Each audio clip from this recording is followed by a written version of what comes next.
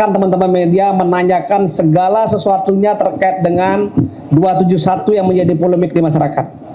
Nah, sekarang ahli kita hadirkan, yang punya ajak kita hadirkan Bapak Jampisus, sekaligus yang melakukan investigasi tentang kerugian negara kita hadirkan pada pagi hari ini dan siang hari ini. Monggo, apa Pak Jampisus duluan, apa Ibu duluan? Pak Jampisus duluan ya. Silakan. Terima kasih. Bismillahirrahmanirrahim. Assalamualaikum warahmatullahi wabarakatuh. Selamat siang teman-teman media. Salam sehat, Om Swastiastu, Nama Budaya, salam kebajikan. Yang saya hormati Bu Sari selaku Deputi Investigasi, Prof. Bambang sebagai ahli yang sejak awal ikut dengan tim penyidik untuk melakukan penanganan dugaan tindak pidana korupsi dalam tata niaga komoditas timah di wilayah izin usaha pertambangan IUP PT Timah. Jadi rekan-rekan semua, alhamdulillah hari ini sudah selesai perhitungan kerugian negara di perkara tindak pidana korupsi komoditas timah di Bangka Belitung. Ini nanti akan detail dijelaskan oleh Bu Sari, tapi kami dapat menyampaikan pembukaannya bahwa angka yang tadi disebut sebesar 300, sekian triliun ini masuk dalam kualifikasi kerugian negara. Jaksa akan maju ke persidangan, dalam dakwaannya tidak memasukkan kualifikasi perekonomian negara. Jadi sekali lagi nih ya, ini penting. Jaksa tidak akan memasukkan jumlah atau nilai yang masuk dalam kategori kerugian perekonomian negara. 300, sekian triliun akan didakwa sebagai kerugian negara. Mengapa begitu? Nanti silahkan hari ini kita buka selebar-lebarnya kepada teman-teman media, karena saatnya sudah tepat. Kemarin kan banyak itu yang berpendapat tentang 271, yang intinya perdebatan apakah ini real loss atau potensial loss. Diperdebatkan, saya dengar itu. Saya baca juga di medsos. Wah, ini masih potensi, ini belum real. Nah, ini silakan teman-teman tanya, ahlinya ada, Ibu Deputi ada, saya ada, sehingga kita bisa mengklirkan apa yang menjadi alat bukti dan jaksa yakin bahwa ini adalah kerugian real yang harus nanti jaksa tuntut sebagai ya, kerugian negara. Nah, itu yang menjadi penting. Jadi kita beri kesempatan dulu sebelum teman-teman wartawan nanti bertanya kepada Ibu Deputi dan Prof. Bambang untuk dapat sedikit menjelaskan sebagai pembukaan. Kami persilahkan Bu Deputi. Baik, terima kasih Pak Jampisus, rekan-rekan media. Jadi menindaklanjuti apa yang tadi disampaikan Pak Kepala BPKP, setelah kami menerima permintaan perhitungan kerugian keuangan negara dari penyidik, dari Kejaksaan Agung, kami melakukan prosedur-prosedur audit sebagaimana standar audit yang mengatur profesi kami. Kemudian termasuk di dalamnya adalah berdiskusi dengan para ahli. Ada 6 ahli, salah satunya beliau Prof. Bambang Heru. Kemudian kami mengumpulkan dan mengevaluasi bukti-bukti yang kemudian sampai pada kesimpulan adanya kerugian keuangan negara sebesar 300,003 triliun. Angka detail sampai ke digit itunya adalah nanti kami akan jelaskan di persidangan tentu saja ya. Berupa apa saja? Yang pertama adalah kemahalan harga sewa smelter oleh PT Timah sebesar 2,285 triliun. Yang kedua adalah pembayaran biji timah ilegal oleh PT Timah kepada mitra tambang PT Timah sebesar 26,649 triliun. Kemudian yang ketiga adalah kerugian keuangan negara karena kerusakan lingkungan yang dihitung oleh Prof. Bambang ini sebesar 271,069 triliun. Nanti angka detailnya Prof. Bambang. Mengapa ini masuk dalam kerugian keuangan negara? Karena memang di dalam konteks neraca sumber daya alam dan lingkungan, kerusakan yang ditimbulkan oleh tambang ilegal merupakan residu yang menurunkan nilai aset lingkungan secara keseluruhan. Penjelasan secara ringkasnya seperti itu. Tentu saja detailnya nanti akan kami sampaikan di dalam proses persidangan berkolaborasi dengan para ahli yang tadi sudah saya sebutkan. Ada sekitar 6 ahli, salah satunya Profesor Bambang ini. Secara singkat, 3 kelompok kerugian seperti yang saya jelaskan, dan untuk 271,069 karena ada keahlian khusus untuk menghitungnya seperti apa, di mana itu adalah di luar kompetensi auditor, maka Prof. Bambang lah yang menghitung, karena kami adalah auditor dalam konteks keuangan negara. Tetapi untuk detail teknisnya bagaimana menghitung dampak kerusakan lingkungannya, maka monggo Pak Prof. Bambang melanjutkan. Silakan. Prof, silakan. Di sini juga bisa, di sana juga bisa. Baik, terima kasih Pak Jampitsus dan Bu Deputi. Bapak Ibu yang saya hormati, Assalamualaikum warahmatullahi wabarakatuh. Selamat siang. Menyambung seperti apa yang pernah saya sampaikan di press conference bulan Februari, kalau nggak salah, tahun 2024, maka sekali lagi kami ingin menegaskan bahwa dalam rangka untuk menghitung kerugian lingkungan seperti dipersyaratkan oleh Permen LH 7 2014, maka wilayah tersebut harus dibuktikan rusak secara saintifik. Untuk memastikan itu, maka kami melakukan legal sampling kepada area tambang timah ya yang berada di Bangka Belitung. Jadi kami datangi, kami mengambilan sampel ya, termasuk contohnya itu misalnya dari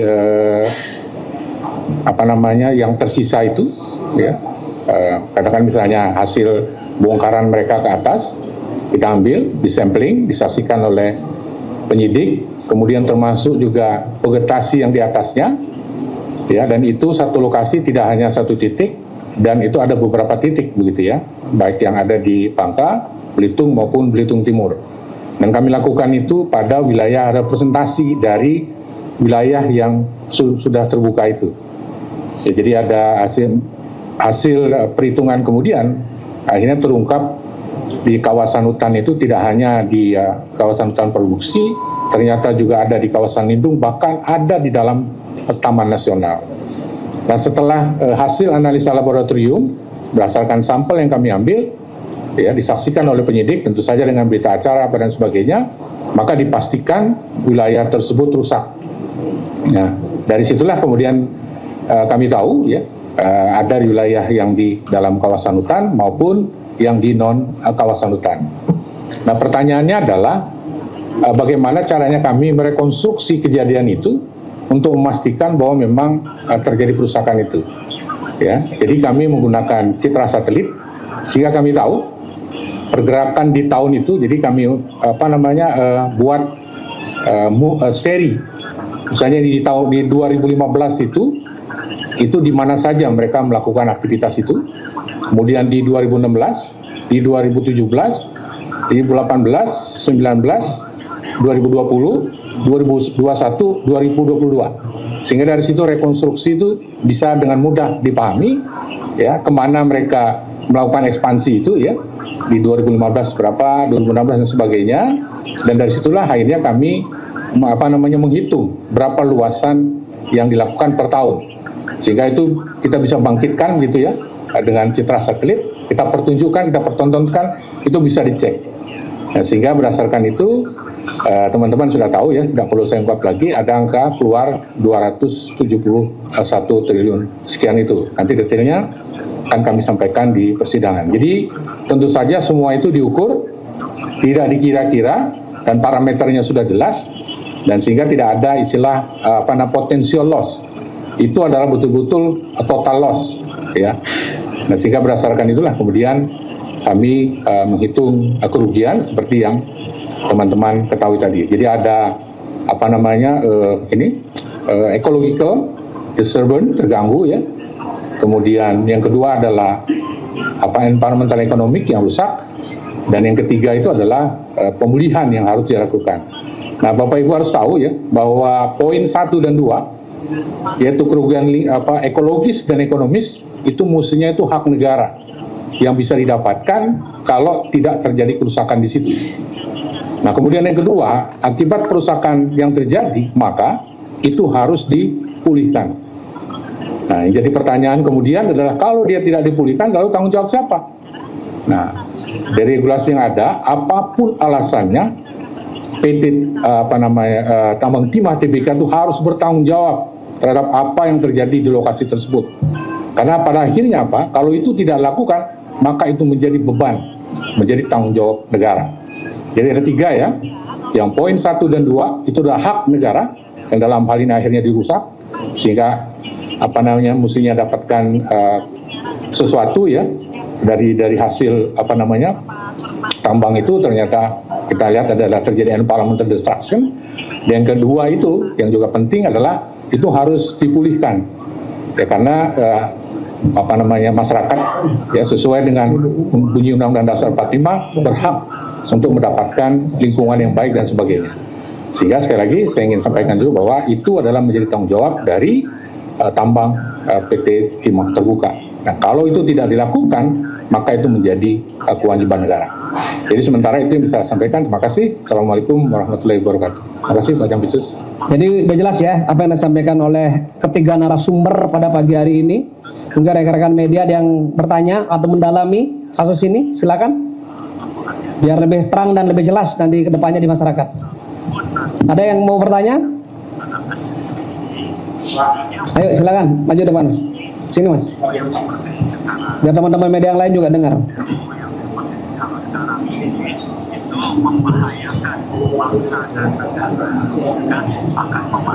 Ya Pak, saya Reza dari Kompas TV. Ini kan kemarin Gubernur Bangka Belitung ya, masih bener Erzaldi itu kemarin diperiksa. Sejauh mana Pak keterlibatan dari Erzaldi itu?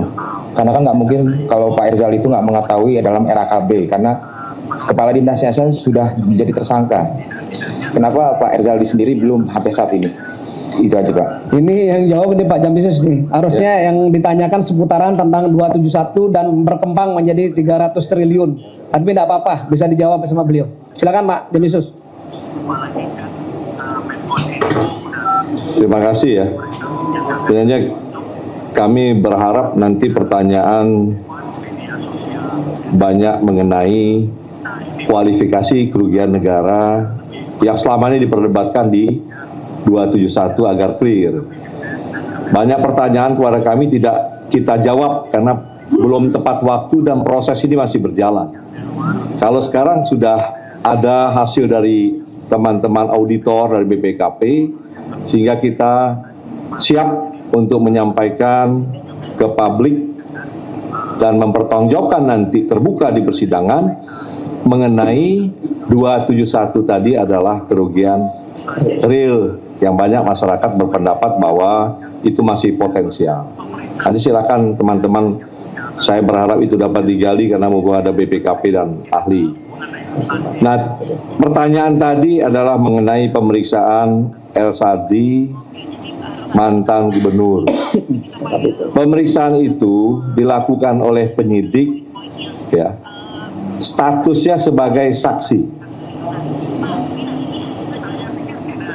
Beliau dimintai keterangan oleh penyidik untuk kepentingan karena beliau dianggap sebagai tokoh masyarakat dan beliau pegang kendali pemerintahan, yang juga menjadi tanggung jawab gubernur adalah kesejahteraan masyarakatnya, maka kita ingin tahu sampai sejauh mana ya, tata niaga timah ini yang dikelola oleh PT Timah dan pihak swasta lainnya terhadap ya, perekonomian masyarakat setempat, pemasukan bagi pemerintah provinsi, dan apakah ada korelasi dari semua alat bukti yang kita miliki. Salah satu adalah kualifikasi kerugian lingkungan yang terjadi di wilayah Bangka Belitung yang saat itu beliau menjabat gubernur. Jadi sekali lagi yang kita minta keterangan dari Pak Ezadi ini, apa manfaat yang diterima oleh masyarakat Bangka Belitung dan pemerintah provinsi dari hasil bisnis timah ini. Kemudian bagaimana ke depan dengan fakta yang kita temukan, ada kerusakan ekosistem dan kewajiban-kewajiban lain yang sudah dijelaskan tadi oleh Prof. Bambang bagi pemerintah daerah. Jadi itu kepentingan pemeriksaan dengan status beliau sebagai saksi. Ya. Oke. Jadi secara cukup. Ya, saya kira itu cukup ya penjelasan dari Pak Jampitsus. Ada lagi? Monggo. Halo, cek. Izin Pak Jampitsus, saya Irfan dari Den Times. Mau bertanya Pak, dari kerugian negara 300T ini, apakah penyidik sudah menghitung berapa keuntungan yang diperoleh dari 23 tersangka, dan kemudian siapa yang paling banyak mengambil untung dari kasus ini? Kemudian yang terakhir Pak, sejauh ini dari 23 tersangka, tersangka yang sudah dilapis TPPU itu ada berapa dan siapa saja? Terima kasih. Ya. Silakan Pak. Jadi kewajiban kejaksaan dengan programnya yang bersamaan dengan Kementerian BUMN, bersih-bersih BUMN, itu kita implementasikan dengan mendahulukan proses pidana.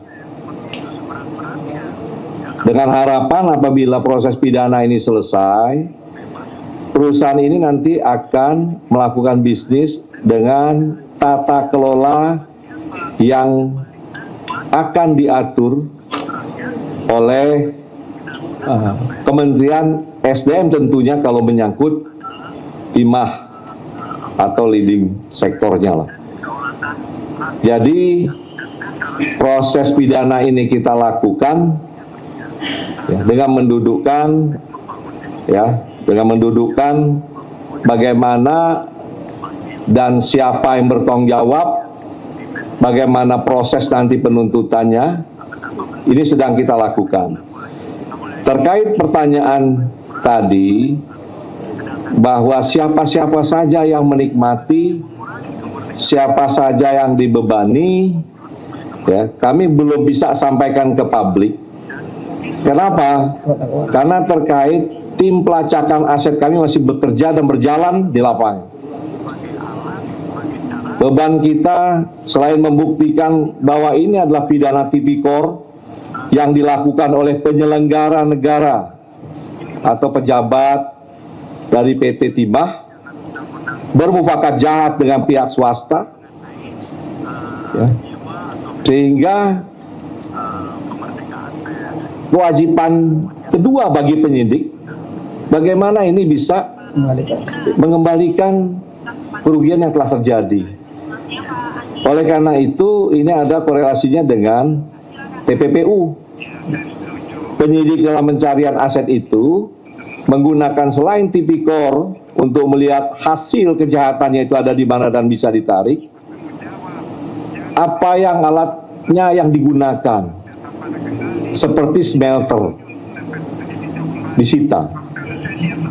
Nah ini kan bukan hasil kejahatan, tetapi ini sebagai alat yang digunakan untuk melakukan kejahatan. Nah semua itu sedang dihimpun dan tim kita masih bekerja, akan kita lakukan penyitaan dengan pintunya juga TPPU, dan ini segera akan kita gelar sebagaimana Pak Jaksa Agung sampaikan. Mudah-mudahan ini akan maksimal kita bisa melakukan pengamanan dengan tindakan penyitaan terhadap aset. Jadi untuk TPPU saya rasa nanti semua sudah clear, sudah kita umumkan yang kena siapa saja. Setiap ada penetapan kita sudah sampaikan. Tapi mengenai aset-aset dan siapa yang menerima keuntungan masing-masing berapa, mohon maaf kami belum bisa sampaikan, takut anak-anak kehilangan aset. Anak-anak yang masih bekerja di lapangan nanti kehilangan aset-asetnya yang sedang diburu. Jadi itu ya. Ya, jadi udah cukup ya. Jadi belum bisa kami sampaikan secara real, tetapi nanti dalam surat dakwaan pasti akan disampaikan. Dalam waktu 1-2 minggu ke depan, Pak Jaksa Agung sudah menyampaikan ini akan segera dilimpahkan. Silakan.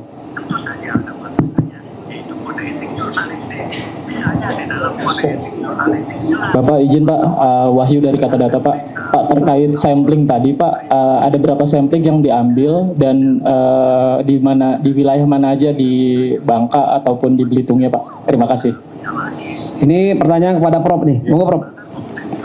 Baik, terima kasih. Seperti sampaikan tadi bahwa untuk mendapatkan informasi terkini begitu ya secara saintifik, ini juga diminta oleh proses perhitungan itu, maka kami mengambil sampel itu di areal yang mewakili, apakah itu di Bangka dan juga di Belitung dan Belitung Timur. Jadi kami datangi semua itu. Nah, totalnya saya tidak hafal ya, nanti di persidangan aja diungkap. Nah, jadi kami datangi itu, misalnya wilayah katakan misalnya di Bangka Tengah. Nah, kita cek nanti di status dan sebagainya, karena selama di lapangan kami dampingi juga oleh tim penyidik dari Kejaksaan Agung dan juga dari PD Timah. Nah, kita temukan misalnya di situ adalah areal APL misalnya. Nah, kita ambil. Nah, termasuk juga kita ukur berapa kedalaman air itu ya, yang dia buka itu. Jadi ambil sampel tanahnya, begitu ya, ambil sampel vegetasi dan sebagainya, dan itu kemudian dianalisis di lab untuk sifat fisik, kimia, biologi, dan juga kondisi vegetasi. Nah, juga nanti kami datangi juga pada kawasan berhutan, ya, apakah itu masuk ke kawasan hutan produksi, kemudian juga ke kawasan lindung, dan juga masuk ke areal di Taman Nasional. Nah, itu semua kami dapatkan setelah kami merekonstruksi itu berdasarkan data yang disiapkan oleh penyidik Kejagung dan juga dengan citra satelit. Sehingga dari situ kami clear melihat itu. Nah, sebetulnya saya ingin buka di sini Pak Kapus, cuman nanti sudah masuk pokok perkara gitu ya. Nah, itu kelihatan sekali. Misalnya di 2015 di lokasi ini, katakan di PT ini, seperti apa sih gambarannya, kita zoom kelihatan itu. Bukaannya kemana tuh kelihatan. Nah, kemudian juga di 2016 seperti apa, 17 seperti apa, 18, 19, 2022, luasannya pun kita tahu. Nah, seperti itu. Jadi verifikasi itu adalah bagian dari upaya untuk rechecking antara data yang kami dapatkan dari citra satelit dengan kondisi terkini yang terjadi di lapangan. Nah, dari situ juga kami tahu bagaimana pergerakan itu. Misalnya ada perusahaan ya yang katakanlah kecil iupnya itu, tapi dia merangkak itu membesar ke bawah di luar punya dia. Nah, sehingga itu yang dalam penjelasan kemarin kami sampaikan ada yang non iup dan sebagainya. Jadi kami sampai pada kita rekonstruksi seluruh itu, kita bisa kita bangunkan. Nah, kalau teman-teman lihat itu pasti tersenyum, kok bisa ya? Nah, itulah salah satu cara kami untuk meyakinkan penyidik bahwa apa yang kami lakukan itu bukan, sekali lagi bukan potensial tapi the real. Nah, kalau di zoom itu kelihatan sekali. Nah, jadi kira-kira begitu yang bisa kami sampaikan. Segera itu ya, tadi udah jelas real ROS-nya itu udah jelas ya, dari citra satelit, pemeriksaan di lapangan udah jelas. Nanti itu kebutuhannya di pembuktian di persidangan ya, udah jelas. Jadi beliau ini bukan saja ahli penanganan perkara di Timah, beliau juga sebagai ahli di penanganan perkara Duta Palma kemarin dan beberapa ahli lain. Sudah terbiasa beliau melakukan perhitungan yang real loss seperti ini. Ada pertanyaan lagi? Terima kasih. Kita cek dulu nanti kok. Saya Asri dari Kompas TV, Pak, izin bertanya terkait dengan kasus Timah ini, apakah betul ada keterlibatan dari purnawirawan Polri terhadap kasus Timah ini? Boleh dikonfirmasi Pak? Ini pertanyaannya ini menjurus nih Pak. Ya. Monggo Pak. Jadi yakinlah bahwa penyidik kejaksaan ini profesional, bertindak dalam koridor ketentuan. Dan ini secara khusus memang saya minta ke Ibu Deputi, ke teman-teman auditor untuk percepatan hasil perhitungan kerugian negara. Dengan maksud agar cepat bisa kita limpah. Nah, kalau ini sudah digelar di pengadilan, teman-teman bisa lihat itu. Dari alat bukti yang dibuka, dari saksi yang bicara. Ya. Apabila ada keterlibatan, ada alat bukti di situ, itu penuntut umum kami membuat nota pendapat itu untuk usulan sebagai tersangka dari hasil persidangan. Ini saya lihat banyak di medsos beredar, si A, si B, ya. Ini terlibat.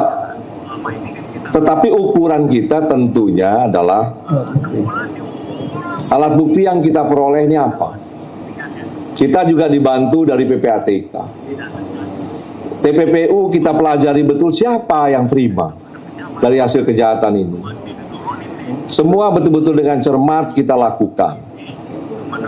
Bahkan dari awal kita sudah sampaikan juga ke pihak-pihak terperiksa bahwa ini kita lakukan secara profesional dan tolong jaga penyidik kami agar tidak terpengaruh dengan hal-hal yang tidak diinginkan. Nah, ini akan kita segera gelar. Nanti silahkan teman-teman media mengikuti, dan kami senang sekali ketika satu proses penanganan perkara di kejaksaan ini diikuti dengan cermat oleh teman-teman media sebagai koreksi atau sebagai masukan kepada kami tentunya. Ya. Jadi kami tidak mau berpolemik, yang jelas sudah kita umumkan ada berapa tersangka? 23. 23 yang kami yakini bahwa inilah pelaku dan inilah yang menikmati, inilah yang menyebabkan kerugian, akan segera kita sidangkan. Kalau pertanyaannya kembali apakah stop di sini, teman-teman media kan sudah melihat proses yang kita lakukan di perkara-perkara besar kan terus berjalan sepanjang alat bukti tersebut ya memiliki kekuatan untuk penetapan tersangka lain. Oke? Ya. Nah ya, saya kira itu ya. Biasanya prosesnya terus berjalan. Penetapan tersangka tidak hanya dalam proses penyidikan, bahkan dalam proses persidangan pun tidak menutup kemungkinan juga akan terbuka semua. Bahkan dalam putusan akhir dan sudah mempunyai kekuatan hukum tetap berjalan. Jadi dikawal kita semua. Ayo, silakan. Selamat siang Pak, izin perkenalkan saya Malik dari Indoposko ID. Yang menjadi pertanyaan gini Pak, total kerugian kan dari 271 sampai ke 300 ya Pak ya. Apa saja indikator utama yang digunakan dalam menilai kerugian negara dalam kasus korupsi timah, dan bagaimana validitas indikator tersebut dijamin sehingga jaksa itu sangat yakin Pak. Terus yang keduanya, bagaimana perbandingan kasus korupsi timah di Bangka dengan kasus serupa di daerah lain dalam hal penanganan kualifikasi kerugian negara. Yang ketiganya, apakah ada pihak-pihak lain yang diduga terlibat, karena kan selama ini hanya pihak-pihak swasta dan lain-lain gitu Pak. Yang terakhir, total aset timah yang disita Pak. Terima kasih Pak, selamat siang. Kalau pihak lain sudah 23 Mas ya, mau tambah lagi ya? Silakan Pak Jampisus. Wah, di pertanyaan borongan itu siapa yang WA itu? Oh ya. Jadi yang pertama tadi mengenai bagaimana jaksa kok percaya ini kerugian real ya, kerugian nyata bukan potensi. Ini kan hasil diskusi lama dengan teman-teman auditor yang awalnya didukung dari perhitungan kerugian dari ahli. Tadi sudah disampaikan oleh Ibu Deputi bahwa kerugian atas perbuatan kerjasama PT Timah ini dengan smelter itu ada 2,285. Perbuatannya apa? Nah ini kan PT Timah ke smelter swasta menyampaikan untuk pengolahan ke smelter swasta, kemudian ada kerjasama atas pengolahan tersebut. Nah, ini timbul kerugian dihitung dari sisi kerjasama tersebut. Kemudian yang kedua, ada kerugian atas pembayaran biji timah kepada PT Mitra. Nah, ini kan ada yang punya IU PT Timah, dibawa ke swasta, PT Timah beli lagi. Nah, ini kita akan dakwakan nanti ke pejabat-pejabat PT Timah yang sudah tersangka. Nah, yang ketiga yang saya lihat polemik, dan banyak betul masuk pertanyaan ke saya juga, WA, bagaimana 271 ini kerugian lingkungan kok bisa jadi kerugian tipikor. Yang saya tanya dengan penyidik pertama adalah, apakah kerugian lingkungan hidup ini yang dihitung oleh ahli ini menjadi kewajiban untuk dibayar? Nah, ini kewajiban.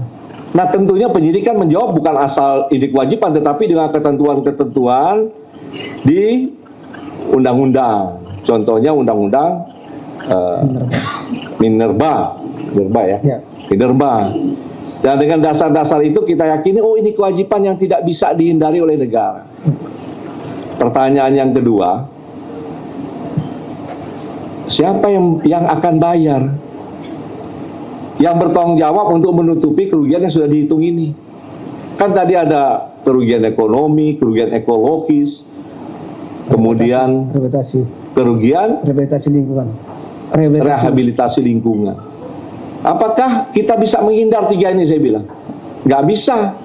Ini harus tetap dipenuhi. Itu pertanyaan saya kepada penyidik, dan penyidik bisa menyampaikan semua dasar hukumnya bahwa kita tidak bisa menghindari ini. Nah, yang saya tanya lagi, siapa yang harus bayar ini? Nah, ini yang menjadi polemik, apakah ini masuk dalam kualifikasi undang-undang lingkungan atau tipikor? Ternyata ya, penyidik ketika melakukan expose di hadapan kami, itu kita lihat bahwa perbuatan ini dilakukan di dalam kawasan IUP PT Timah, sehingga kewajiban ini melekat ada di PT Timah. Pertanyaan ketiga, apakah kita ikhlas PT Timah ini akan membayar sebesar ini? Sedangkan PT Timah yang kita ketahui juga tidak pernah untung ya? Rugi terus. Jadi siapa yang makan uang timah ini? Maka saya minta ke penyidik, ini harus dibebani kepada mereka yang menikmati timah hasil mufakat jahat tadi. Nah, itu kira-kira bagaimana penyidik akhirnya meyakini, oh ini harus memang dipenuhi. Contoh perkara yang pernah kami lakukan banyak seperti itu. Satu contoh aja lah. Jadi ada pelakunya Dirut BUMN dengan menggunakan BUMN-nya mengajukan proposal pembiayaan. Ya. Nah, kemudian dibiayai oleh bank. Dibiayai oleh bank. Ini bank asing nih, BHS kalau saya. Bank asing di Singapura dibiayai. HSBC membiayai. Ini sudah inkrah nih. Nah, ketika sudah dibiayai, ternyata si oknum direksi, ya, ada beberapa orang tersangka, saya lupa itu. Setelah dapat uang, dia gunakan untuk hal lain dari proposal yang dia sampaikan, sehingga pihak pembiaya bisnis itu mengajukan gugatan arbitrase. BUMN kalah, sehingga BUMN harus bayar.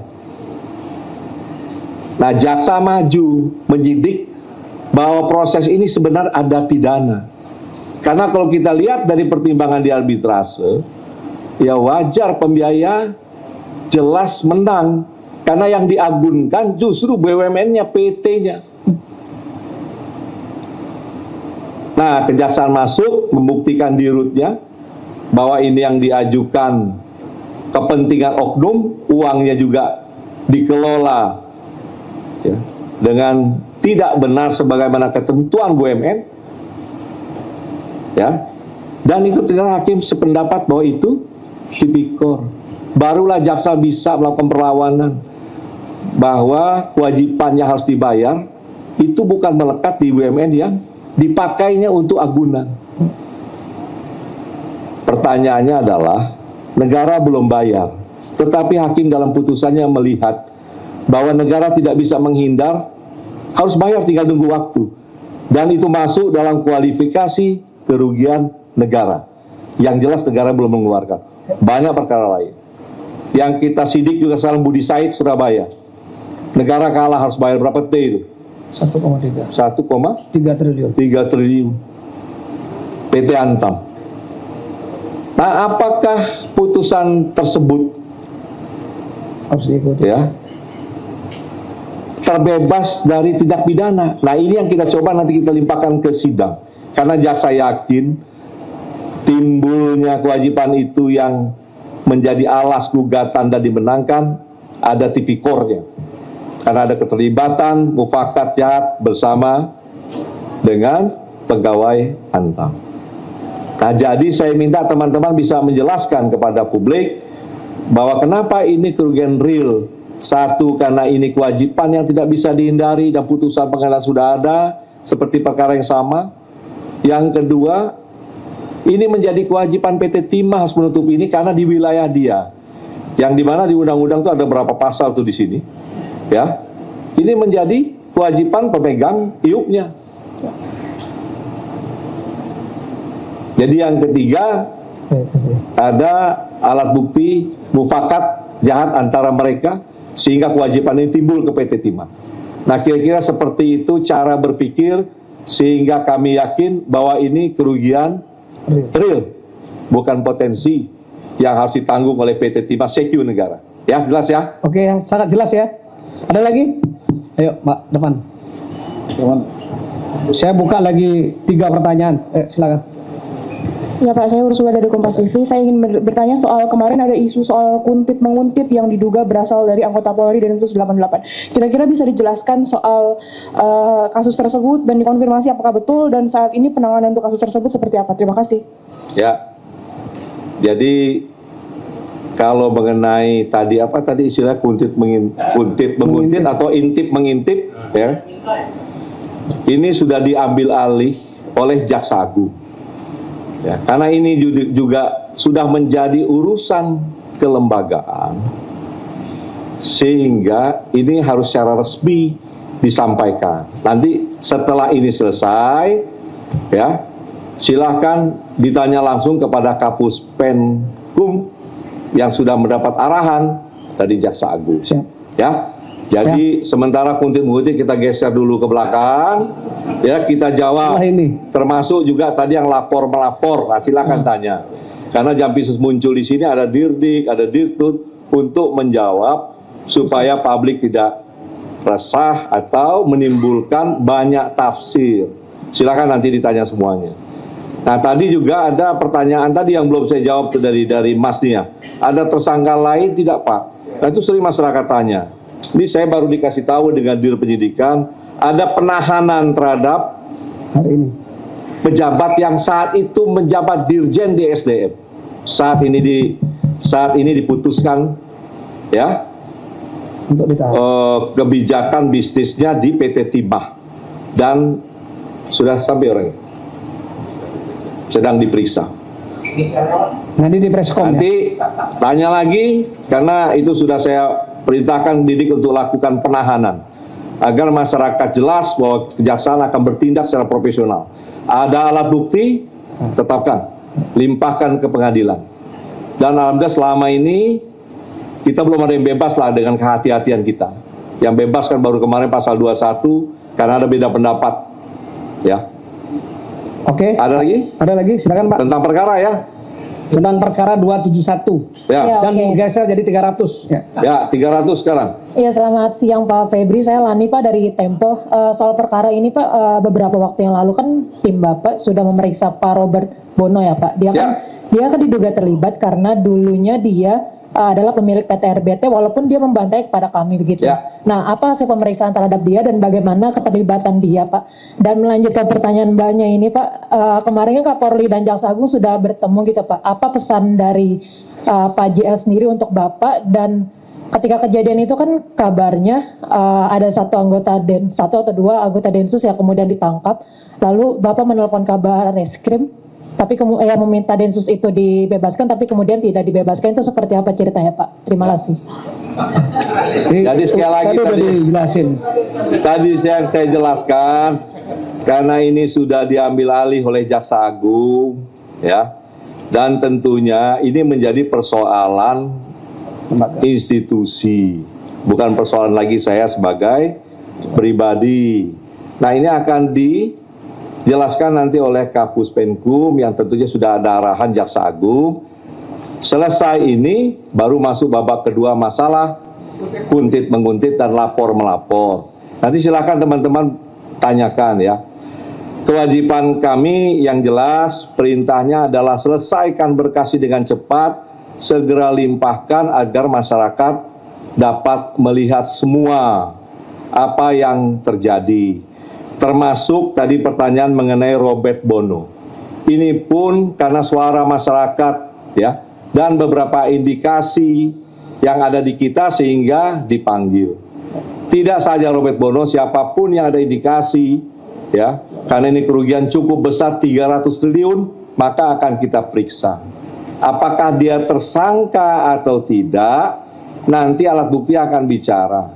Bisa dilihat sisi nanti, cermati oleh teman-teman, cermati kesaksian ya, yang tampil di pengadilan, lihat ada tidak nanti alat bukti untuk arah ke seseorang yang belum ditetapkan. Lihat dari nanti jaksa membuka aliran dana, siapa yang menikmati. Kalau dia menikmati yang belum ditetapkan, kalian bisa sampaikan kepada kami. Kita akan terbuka, dan ini memang harus kita lakukan sebagaimana keinginan kita semua, bahwa yang menjadi poin-poin penting pendapatan negara khusus yang besar akan kita lakukan penelitian semua. Mudah-mudahan segera dapat perbaikan tata kelola ya, baik dari sumber daya alam, sawit dan semuanya, sehingga kita masyarakat bisa langsung melihat berapa produksi, siapa yang produksi, hak negara dibayar atau tidak, semua bisa dikontrol. Tujuan kejaksaan hanya itu. Jadi selesai timah ini kita juga sudah melakukan rapat nih. Rapat mendorong agar tata kelola ini diperbaiki agar ada manfaat bagi masyarakat setempat, kearifan lokal. Hak negara harus dipenuhi, dan kita bisa menjaga ekosistem dengan baik ke depannya. Cukup ya? Lagi satu pertanyaan, sebelah sana. Dari sini kan sudah tadi, biar agak dingin, panaskan di sana dulu. Satu pertanyaan aja kita tutup. Izin Pak, kemarin terkait dengan diperiksanya asisten pribadi dari Sandra Dewi, istri dari tersangka HM, seperti apa proses pemeriksaannya. Kemudian yang kedua juga terkait dugaan keuntungan yang diraup dari tersangka HM seperti apa. Dan yang ketiga terkait dengan apakah istri dari tersangka HM ini akan ada kemungkinan untuk dipanggil kembali. Terima kasih. Jadi nanti untuk khusus HM ini kan yang kita dakwakan nanti peran dia. Setelah peran, kemudian apa yang dia peroleh. Keterkaitan istrinya tadi pada poin kedua, apa yang diperoleh. Kita harus bisa memastikan ketika ini dilakukan penyitaan dan dibawa ke pengadilan, ya ini real hasil kejahatan atau TPPU. Sehingga kita perlu keterangan dari istrinya, apalagi ada pernyataan pisah harta. Sehingga kita harus pastikan bagaimana pemisahan, apakah yang dipisahkan juga tidak terkontaminasi dari uang hasil kejahatan di timah. Jadi dua ini kita dalami sehingga kita perlu keterangan dari istrinya. Satu mengenai peran dan khususnya mengenai keuangan yang didapat oleh tersangka Harvey di Tata Niaga Timah. Cukup ya? Saya kira itu ya, rekan-rekan sekalian. Sekian untuk press conference pada pagi hari ini dengan Bapak Jampitsus, dengan Ibu Deputi dan Prof ahli dari IPB ya. Untuk lebih jelasnya nanti kita kawal di persidangan.